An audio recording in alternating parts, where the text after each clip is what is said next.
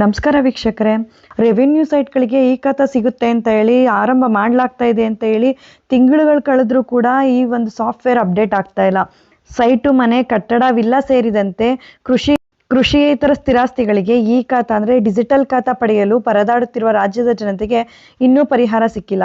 ಸ್ಥಳೀಯ ಸಂಸ್ಥೆಗಳ ಆಸ್ತಿಗೆ ಈ ಖಾತಾ ನೀಡುವ ಈ ಆಸ್ತಿಯ ತಾಂತ್ರಿಕ ಸಮಸ್ಯೆ ಬಗೆಹರಿಸುವ ಯತ್ನ ಅಧಿಕಾರಿಗಳಿಂದ ನಡೆಯುತ್ತಿಲ್ಲ ಎಂಬ ಆರೋಪ ಒಂದೆಡೆ ಆದರೆ, ಗ್ರಾಮ ಪಂಚಾಯಿತಿ ವ್ಯಾಪ್ತಿಯ ಆಸ್ತಿಗಳಿಗೆ ಡಿಜಿಟಲ್ ಖಾತಾ ನೀಡುವ ಈ ಸ್ವತ್ತು 2.0 ತಂತ್ರಾಂಶಕ್ಕೆ ಸಿಎಂ ಸಿದ್ದರಾಮಯ್ಯ ಅವರೇ ಚಾಲನೆ ಕೊಟ್ಟು ತಿಂಗಳು ಕಳೆದರೂ ಸಾಫ್ಟ್ವೇರ್ ಸಿದ್ಧವಾಗಿಲ್ಲ.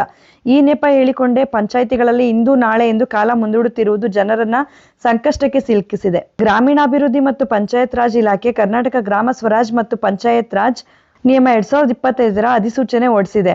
ಹಳೆಯ ಈ ಸ್ವತ್ತು ತಂತ್ರಾಂಶವನ್ನ ನಾಗರಿಕ ಸ್ನೇಹಿಯಾಗಿ ಮಾರ್ಪಡಿಸಿ ಈ ಸ್ವತ್ತು 2.0ಗೆ ಅಪ್ಗ್ರೇಡ್ ಮಾಡಲಾಗಿದೆ.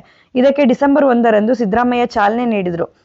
ಆದರೆ ಹೊಸ ಸಾಫ್ಟ್ವೇರ್ ಈವರೆಗೂ ಗ್ರಾಮ ಪಂಚಾಯಿತಿ ಕಚೇರಿ ತಲುಪದಿರುವುದು ವಾಸ್ತವ ಆಗಿದೆ. ಈ ಸ್ವತ್ತು 1.0ನಲ್ಲಿ ತಾಲೂಕು ಪಂಚಾಯಿತಿ ಕಾರ್ಯನಿರ್ವಾಹಕ ಅಧಿಕಾರಿ ಅಂದರೆ ಇಒ ಮತ್ತು ಗ್ರಾಮ ಪಂಚಾಯಿತಿ ಅಧಿಕಾರಿ ಪಿಡಿಒ ಕಾರ್ಯದರ್ಶಿ ಸಹಿ ಅಥವಾ ಎಫ್ಟಿಎ ಎಸ್ಟಿಎ ಸಹಿ ಇತ್ತು. ಇದೀಗ ಈ ಸ್ವತ್ತು 2.0 ತಂತ್ರಾಂಶಕ್ಕೆ ಗ್ರಾಮ ಪಂಚಾಯಿತಿ ಅಧ್ಯಕ್ಷರ ಸಹಿ ಸೇರಿಸಲಾಗಿದೆ. ಆದರೆ ಆಸ್ತಿಗಳಿಗೆ ತೆರಿಗೆ ವಿಧಿಸುವುದು, ಆನ್ಲೈನ್ನಲ್ಲಿ ರಶೀದಿ ಸೃಜನೆಯಲ್ಲೂ ತಾಂತ್ರಿಕ ಸಮಸ್ಯೆಯಾಗಿರುವುದು ತಲೆನೋವಾಗಿದೆ. ಹಳೆ ಈ ಸ್ವತ್ತು ಆಸ್ತಿಗಳಿಗೆ ಪ್ರಸ್ತುತ ರೆವಿನ್ಯೂ ಸೈಟ್ಗಳಿಗೆ ನೀಡಲಾಗುವ ಹೊಸ ಆಸ್ತಿಗೆ ಆನ್ಲೈನ್ನಲ್ಲಿಯೇ ತೆರಿಗೆ ಜನರೇಟ್ ಆಗುತ್ತಿಲ್ಲ. ಅರ್ಜಿಗಳ ವಿಲೇವಾರಿ ಮಾಡಲು ಗ್ರಾಮ ಪಂಚಾಯಿತಿ ಅಧಿಕಾರಿಗಳಿಗೆ ಅವಕಾಶ ಕಲ್ಪಿಸಿಲ್ಲ. ಈ ಆಸ್ತಿ ದೋಷಗಳ ಕಣಜ ಆಗಿ ಮಾರ್ಪಾಟಾಗಿದೆ. ಆದರೆ ಗ್ರೇಟರ್ ಬೆಂಗಳೂರು ಪ್ರಾಧಿಕಾರ ವ್ಯಾಪ್ತಿಯಲ್ಲಿ ಆಸ್ತಿಗಳಿಗೆ ಈ ಖಾತಾ ನೀಡಲು ಅಭಿವೃದ್ಧಿಪಡಿಸಿರುವ ಈ ಆಸ್ತಿ ತಂತ್ರಾಂಶ ದೋಷಗಳ ಕಣಜ ಆಗಿದೆ. ಈ ಖಾತಾ ವಿತರಣೆ ಮಾಡಲು ಶುರು ಮಾಡಿ ವರ್ಷಗಳ ಕಳೆದರೂ ಅಧಿಕಾರಿಗಳು ಮಾತ್ರ ಸಮಸ್ಯೆ ಬಗೆಹರಿಸಲು ಆಸಕ್ತಿ ತೋರಿಸ್ತಿಲ್ಲ. ಮುಖ್ಯವಾಗಿ ಆಸ್ತಿಗಳ ವಿಭಜನೆ ಖಾತಾ, ಪೌತಿ ಖಾತಾ, ಉಂಡೆ ಖಾತಾ ಆಸ್ತಿಯನ್ನು ಬೇರ್ಪಡಿಸಿ ಖಾತಾ ವಿತರಣೆ, ಪಿತ್ರಾರ್ಜಿತ ಆಸ್ತಿ ವರ್ಗಾವಣೆ ಸಾಧ್ಯವಾಗುತ್ತಿಲ್ಲ. ಜೊತೆಗೆ ಈ ಆಸ್ತಿ ಡ್ರಾಫ್ಟ್ನಲ್ಲಿ ಮತ್ತು ಈ ಖಾತಾದಲ್ಲಿ ಕಂಡುಬರುವ ದೋಷಗಳ ತಿದ್ದುಪಡಿಗೆ ಅವಕಾಶವೇ ಕೊಟ್ಟಿಲ್ಲ.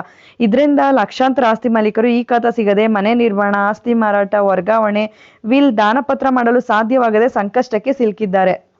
ಪ್ರತಿನಿತ್ಯ ಸಹಾಯವಾಣಿಗೆ ಈ ಸ್ವತ್ತು ತಂತ್ರಾಂಶ ಬಳಕೆಗೆ ಸಂಬಂಧಿಸಿದಂತೆ ಸಾರ್ವಜನಿಕರ ಸಹಾಯಕ್ಕಾಗಿ ಇಲಾಖೆಯಿಂದ ಹೆಲ್ಪ್ಲೈನ್ ಆರಂಭಿಸಲಾಗಿದೆ. ಅರ್ಜಿ ಸಲ್ಲಿಸುವಾಗ ಎದುರಾಗುವ ಸಮಸ್ಯೆಗಳ ಪರಿಹಾರಕ್ಕೆ ದಿನಕ್ಕೆ 3ರಿಂದ 4 ಸಾವಿರ ಕರೆಗಳು ಬರುತ್ತಿದೆ.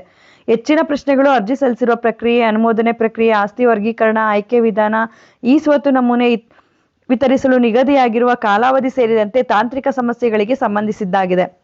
ಮತ್ತೊಂದೆಡೆ ಗ್ರಾಮ ಪಂಚಾಯಿತಿ ವ್ಯಾಪ್ತಿಯಲ್ಲಿ ಕೃಷಿಯೇತರ ಆಸ್ತಿಗಳು ಮತ್ತು ರೆವಿನ್ಯೂ ಸೈಟ್ಗಳಿಗೆ ಈ ಸ್ವತ್ತು ತಂತ್ರಾಂಶದಲ್ಲಿ ಈ ಖಾತಾ ನೀಡಲಾಗುತ್ತಿದೆ ಎಂದು ಸರ್ಕಾರ ಘೋಷಿಸಿತ್ತು. ಇದರ ಪರಿಣಾಮ ಪಂಚಾಯಿತಿ ಕಚೇರಿಗೆ ಪ್ರತಿನಿತ್ಯ ಇದರಿಂದ ಬಹಳಷ್ಟು ಜನರು ಗ್ರಾಮ ಪಂಚಾಯಿತಿಗಳ ಮುಂದೆ ಹೋಗಿ ಸಾಲುಗಟ್ಟಿ ನಿಲ್ತಾ ಇದ್ದಾರೆ. ಆದರೆ ಯಾವುದೇ ಅನುಕೂಲಗಳು ಆಗದೆ ವಾಪಸ್ ಬರುವಂತದ್ದಾಗಿದೆ.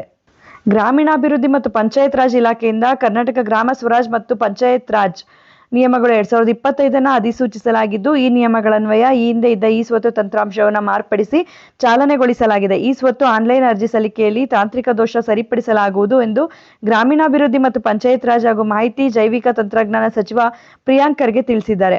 ತಂತ್ರಾಂಶದಲ್ಲಿ ಇವರೆಗೂ ಒಟ್ಟು 8,886 ಅರ್ಜಿಗಳನ್ನು ಆನ್ಲೈನ್ ಮೂಲಕ ಸ್ವೀಕರಿಸಲಾಗಿದ್ದು, ತಂತ್ರಾಂಶ ಸಿದ್ಧಪಡಿಸಿರುವ ಎನ್ಐಸಿ ತಂತ್ರಾಂಶದ ದೋಷದಿಂದಾಗಿ ಕೆಲವೊಂದು ಅರ್ಜಿಗಳನ್ನು ಸಲ್ಲಿಸುವಾಗ ತಾಂತ್ರಿಕ ಸಮಸ್ಯೆ ಉಂಟಾಗುತ್ತಿರುವುದು ಸರ್ಕಾರದ ಗಮನಕ್ಕೆ ಬಂದಿದೆ.